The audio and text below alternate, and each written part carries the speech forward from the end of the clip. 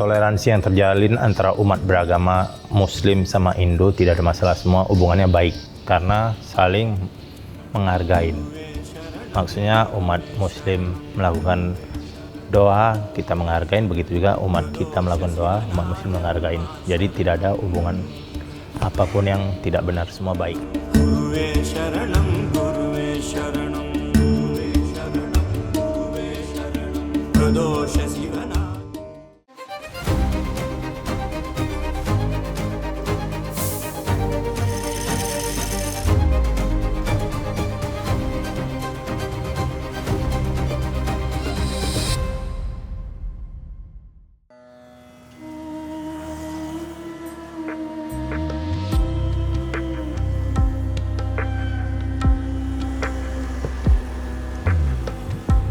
Di Kabupaten Langkat berdiri sebuah monumen yang bukan sekadar bangunan, tapi sebuah manifestasi bakti yang megah. Adalah kuil Sri Raja Rajeswari Aman.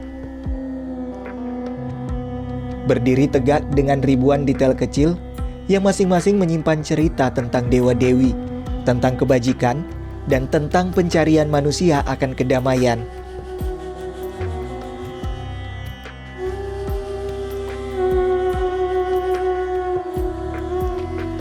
Setiap sudutnya adalah simbol, setiap ukirannya adalah pengingat, membawa harapan yang sama, perlindungan dan ketenangan hati.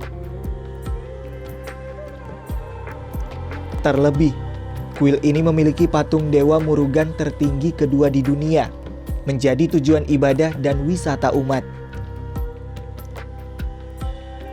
Kuil ini tidak berdiri di ruang hampa. Ia tumbuh bersama masyarakat Padang Cermin yang menjadi bukti hidup bahwa di tanah ini keberagaman bukanlah jurang pemisah, melainkan jembatan yang memperkaya pemandangan. Nama saya Terna Karse, saya pendeta atau pandita di kuil Sri Raja Rajeswari Padang Cermin. Kuil ini sejarahnya dari turun-temurun keluarga besar Bapak R.K. Sangkerlingam dari tahun 1882, diresmikan di tahun 1988 sampai sekarang ini. Saya pernah tahu cerita sejarahnya. Kuil ini didirikan pada saat itu keluarga besar R.K. Sangkerlingam itu memohon kepada anaknya untuk mendirikan kuil Raja Rajeswari kuil ini di tahun 1882 seperti kuil yang ada di India. Maka itu seorang putranya Bapak R.K. Sangkerlingam mendirikan kuil ini karena keinginan seorang ibunya. Ini di tahun 2012 didirikan patung Dewa Murga tertinggi di dunia nomor 2 dengan tinggi 17 meter ketinggiannya. Kegiatan di kuil ini setiap bulannya kita melakukan pemujaan ritual. Di bulan purnama kita ada melakukan pemujaan setiap bulannya. Acara puncak di kuil ini di bulan 7 atau bulan 8 acara puncak kuil ini. Ibadah harian setiap hari kita melakukan ritual, tapi ibadah harian yang tamu datang di hari Jumat. Ya, begitu juga. Karena tamu-tamu dari luar tetap yang khususnya dari Malaysia, dari India atau dari Singapura mereka datang, yang khusus agama Hindu mereka datang kemari lakukan ritual sembahyang itu semua, baru pergi wisata ke Bukit Lawang segala macam semua. Ya kalau dikatakan ramai sih 1 bulan sekali ada aja tamu wisatawan datang. Setiap hari buka, dari pagi kita jam 6 buka, tutup malam jam 8. Guruve Sharanam, Guruve Sharanam, Pradosha Sivanayan Ma Sharanam, Guruve Sharanam, Guruve Sharanam, Pradosha Sivanayan Ma Sharanam. Yang di dalam kuil arcanya itu seorang ibu, wanita ya. Yang di luar arcanya seorang putra, seorang anak gitu. Jadi ini rumah ibadah ini memang tadinya keluarga besar Bapak Sangkerlingam ini menganut seorang ibu Raja Rajeswari. Tapi karena Bapak Sangkerlinggo memang cinta terhadap Dewa Muruga, dia membuatlah arca ini gitu. Total arcanya ada 12 di dalam kuil ini. Asalnya semua dari India arcanya. Kemarin kan waktu kita membuat acara besar di bulan 9 tanggal 4 itu acara besar penyucian arcanya itu. Sebelumnya arcanya sudah dikirim dari India kemari. Dari bangunan utama, ada satu bagian di halaman kuil yang sering menarik perhatian pengunjung. Sebuah sumur tua yang letaknya terbuka di sudut area ini. Bagi pengelola dan umat di sini, sumur ini bukan cuma sumber air biasa. Airnya sering digunakan untuk keperluan ritual, mulai dari pembersihan diri sebelum sembahyang sampai upacara penyucian patung dewa-dewi. Ya, dulu di zaman dulu kan tadinya kan kalau kita mendirikan satu rumah ibadah, kita kan butuh air. Tidak mungkin kita ke kali atau ke sungai jauh jaraknya. Jadi disinilah diciptakan dari sumur mata air gitu, ambil airnya digunakan gitu. Jadi airnya itu digunakan bagi umat yang mau masuk beribadah pun melakukan air itu cuci muka, cuci tangan, cuci kaki gitu. Jadi itulah fungsinya. Tadinya sumur air ini difungsikan untuk digunakan airnya untuk penyucian arca-arca yang ada nih. Macam tadi saya melakukan penyucian arca itu tadi gitu. Menariknya, kuil Sri Raja Rajeswari Aman ini berada di tengah pemukiman warga yang mayoritas beragama Islam. Namun, selama bertahun-tahun bangunan ini berdiri tanpa ada gesekan. Warga di sini sudah terbiasa melihat aktivitas ibadah umat Hindu sebagai bagian dari keseharian mereka. Bagi masyarakat Padang Cermin, kuil ini bukan cuma tempat ibadah satu golongan, tapi sudah jadi bagian dari identitas daerah mereka. Toleransi di sini tidak perlu banyak dibicarakan, karena sudah dipraktikkan langsung lewat hal-hal kecil setiap harinya. Toleransi yang terjalin antara umat beragama Muslim sama Hindu tidak ada masalah, semua hubungannya baik. Karena saling menghargai. Maksudnya umat Muslim melakukan doa, kita menghargai, begitu juga umat kita melakukan doa, umat Muslim menghargai. Jadi tidak ada hubungan apapun yang tidak benar, semua baik hubungannya. Melihat keberadaan kuil ini sangat mensupport sih, karena kan termasuk salah satu kota ini kan terangkat karena ada kuil yang besar ini, ada Dewa Muruga itu. Jadi kayak kota wisata juga gitu.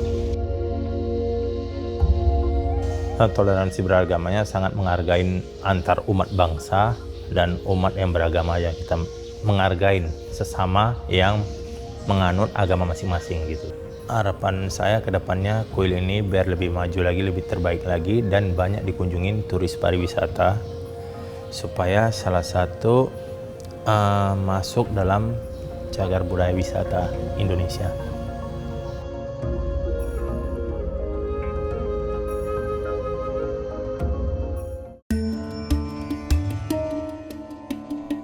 Selain kuil Sri Raja Rajeswari Aman di Langkat, Kota Binjai juga memiliki kuil bersejarah. Letaknya yang berada tepat di jantung kota, menjadikannya saksi bisu dinamika kehidupan masyarakat Binjai yang beragam. Adalah kuil Sri Mariaman yang telah berdiri sejak tahun 1880. Kehadiran kuil ini membuktikan komunitas Hindu Tamil Kota Binjai mampu beradaptasi dengan baik dalam kehidupan bermasyarakat. Salah satu buktinya adalah perayaan Hari Taipusam yang dirayakan bersama dengan masyarakat Kota Binjai. Kalau konsep Taipusam itu kita ambil dari multikultural di Kota Binjai. Kenapa saya bilang multikultural di Kota Binjai?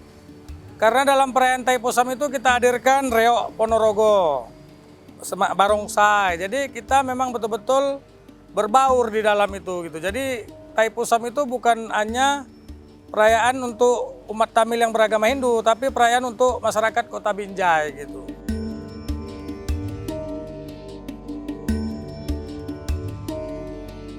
Ya, di arah keliling kota. Sangat luar biasa kalau untuk masyarakat Kota Binjai karena di dalam perayaan Thaipusam itu 18 etnis Kota Binjai turut hadir gitu. Jadi masyarakat sekeliling ini pun ramai gitu. Lebih banyak lagi masyarakat yang bukan agama Hindu yang hadir gitu. Kalau untuk Kota Binjai sendiri gitu. Ya sekalian memberikan berkat masyarakat sekitar yang hadir untuk ini kan. Makanya diadakan pawai, semacam pawai lah keliling kita gitu.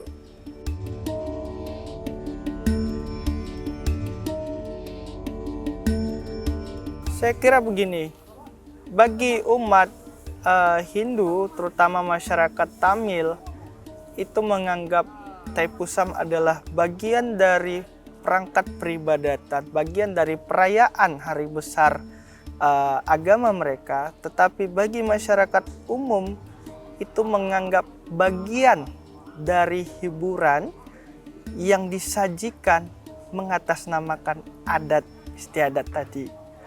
Jadi ketertarikan masyarakat untuk melihat hal-hal baru, terutama dalam hal kebudayaan yang dibawa oleh masyarakat Hindu Tamil, itu merekatkan antara masyarakat umum di luar komunitas Hindu dengan masyarakat India Tamil yang beragama Hindu.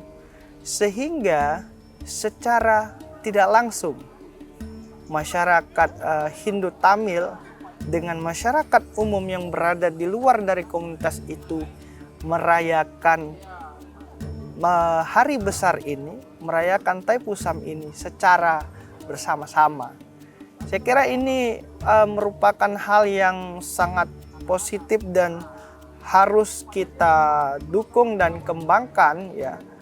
Mengingat Kota Binjai juga merupakan kota yang sangat-sangat plural ya, dan tidak dihuni oleh satu etnis saja, sehingga toleransi dan kehidupan harmoni itu tetap harus dijaga, dan kalau bisa lebih baik lagi untuk ditingkatkan. Madurai அரசாளும் Meenakshi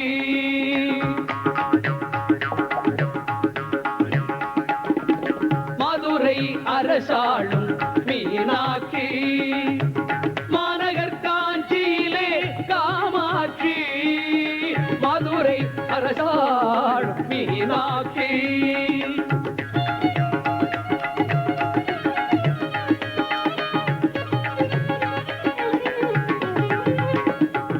Kalau Sri Mariaman Kuil Binjai ini terkhusus mengadopsi arsitektur Melayu dia. Kenapa? Mungkin juga menghargai Sultanan Langkat. Karena kan tanahnya ini pemberian ex Tembako Delhi nih, ketok tanah kuil kita ini kan pemberian Sultan Langkat. Makanya di depan-depan itu kan ada ornamen-ornamen Melayu gitu kalau kuil kita ini gitu. Jadi beda dengan kuil-kuil lain yang ada di Sumatera Utara pada umumnya gitu. Kalau untuk di Sri Mariaman ini termasuk tinggi. Wisatawan dalam negeri, luar negeri banyak kemarin gitu. Hampir dalam sebulan itu bisa 10 kali, 15 kali kunjungan gitu. Termasuk turis-turis dari luar negeri gitu kan. Asal-masal perayaan Thaipusam itu ya ini. Dewa Morgan di dalam itu mengalahkan ini. Mengalahkan Idamban. Jadi Idamban inilah jadi pengawalnya sekarang gitu. Karena dia mengalahkannya dengan cinta kasih. Jadi segala sesuatu yang dikalahkan dengan cinta kasih dia tidak akan jadi musuh, tapi akan jadi pengikut. Ya karena dia pengawal. Kalau untuk pengawal kan tetap jaga di luar dia kan gitu kan. Ini namanya Tuara Sakti yang melambangkan sebagai pengawal. Ini dia sama bentuknya, cuman beda di tangannya, posisi tangan. Ini menyuruh kita masuk, ayo masuk gitu beribadah. Kalau sana ya habis selesai beribadah itu jangan lagi buat kejahatan gitu. Jadi bedanya di tangan. Tangannya ini aja, kalau ini sama pengawal di depan.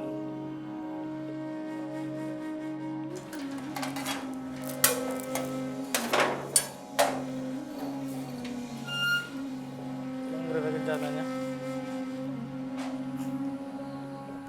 Kereta kencana ini sudah berusia hampir sama dengan kuil. Kereta kencana ini dipakai pada perayaan Thaipusam untuk arakan keliling Kota Binjai, yang di atasnya ditaruh arca Dewa Murga. Yang jadi apanya di sini bannya ya tetap masih kayu dari awal pembuatan sampai sekarang belum ada renovasi. கற்பகமா மயிலையிலே வரம் தரும் கற்பகமா மயிலையிலே பஞ்சமில்லா நெஞ்சில் வாழ்பவளே பஞ்சமில்லா நெஞ்சில் வாழ்பவளே Madurai. Menurut saya tentang hal itu adalah merupakan ya, satu toleransi yang sangat luar biasa. Hal ini didasari oleh kemampuan orang-orang Tamil dari India untuk beradaptasi ke tempat wilayah yang baru. Nah, memang dalam catatan sejarah itu, seperti yang saya sebutkan di abad ke-8 sampai abad ke-12, kemudian ada yang menyebutkan lagi di abad ke-11, itu disebutkan bahwa mereka hidupnya berkelompok dan terpisah dengan masyarakat utama. Artinya, meskipun mereka membangun peradaban dan membangun pemukiman di luar dari masyarakat utama yang ada di wilayah itu, tetapi mereka tidak menutup diri untuk berinteraksi dengan masyarakat sekitar. Nah, mereka tetap membawa adat istiadat mereka, tetapi mereka juga menjalin hubungan adat istiadat dengan masyarakat setempat.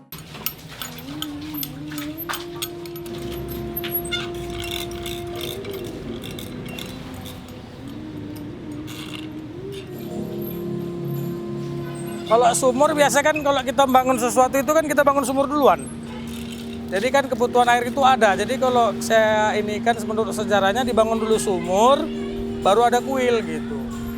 Ya tetap kita pakai. Untuk pemandian arca itu kita pakai air sumur kita gitu kan.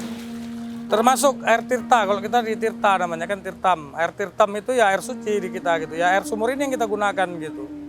Untuk pemujaan di dalam kuil, untuk keperluan ya pemakaian untuk misalnya kalau ada yang kurang-kurang enak di badan atau apa yang gitu ya dipakaikan untuk mandi, untuk apa gitu.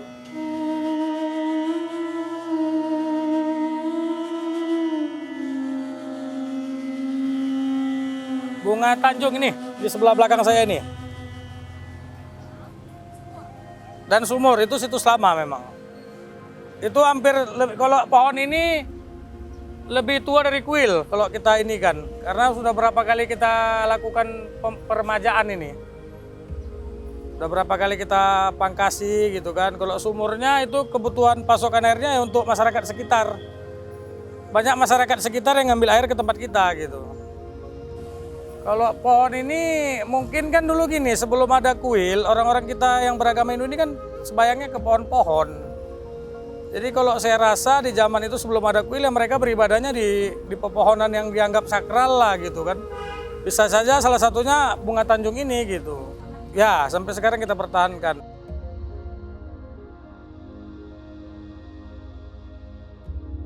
Saya kira ya mereka itu melakukan adaptasi yang cukup baik. Mereka tidak menutup diri. Dan untuk berkomunikasi dengan mereka juga tidak sulit. Sebab mereka juga akan menyesuaikan kepada siapa mereka melakukan komunikasi. Artinya apabila lawan bicaranya itu berasal dari luar etnis dan komunitas mereka, maka mereka akan berbicara sesuai dengan apa yang dimengerti oleh lawan bicara tersebut.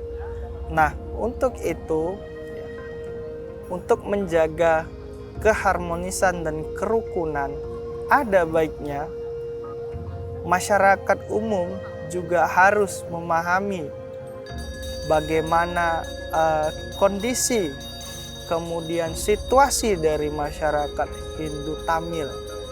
Karena kalau kita lihat orang-orang Hindu Tamil dan orang-orang India lainnya itu terlihat dalam tanda petik terasing dari struktur sosial masyarakat setempat. Padahal jika mereka kemudian dirangkul, kemudian diajak bicara. Mereka juga tidak menutup diri untuk beradaptasi dengan masyarakat sekitar. Prosesinya udah sekitar 5 tahun yang lalu itu untuk dicanangkan sebagai cagar budaya melalui berapa kali peninjauan ulang yang dilakukan oleh Dinas Pariwisata Provinsi maupun Dinas Pariwisata Kota Binjai, dan akhirnya di tahun 2020 ini dikeluarkan SK-nya sebagai cagar budaya Kota Binjai di Mariaman ini gitu. Verifikasinya saya rasa panjang sekitar 5 tahunan. Saya berharap kondisi masyarakat Kota Binjai ini tetap seperti ini, tidak ada gesekan di sana sini, kemajemukannya tetap terjaga, toleransi umat beragamanya tetap terjaga. Jadi kedepannya tidak ada lagi permasalahan mengenai agama, suku atau yang berbau sara di Kota Binjai ini. Kan sampai saat ini belum terdengar masalah yang seperti itu di Kota Binjai. Saya harap kedepannya tetap bisa dipertahankan gitu. Harapan saya buat tempat-tempat atau kota-kota yang memiliki tingkat pluralitas tinggi seperti Kota Medan, kemudian Kota Binjai yang penduduknya beragam agama, beragam etnis, beragam suku, kemudian beragam bangsa, yang saat ini masih kita rasakan sangat-sangat harmonis hubungannya, untuk dapat dipererat agar konflik-konflik sosial secara horizontal ya itu tidak muncul, karena kalau dilihat saat ini itu sangat jarang sekali konflik yang dilatar belakangi dengan isu-isu sara itu terdengar, terkecuali isu sara yang beratasnamakan agama. Saya kira ini tidak perlu terjadi lagi. Mana yang sudah baik itu untuk ditingkatkan, karena lebih baik kita berkolaborasi kemudian bersama-sama agar kita dapat membangun paling tidak wilayah lingkungan tempat tinggal kita. Kalau sudah selesai kita membangun lingkungan tempat tinggal kita, baru kita bisa membangun wilayah yang lebih besar. Saya kira harapan saya begitu.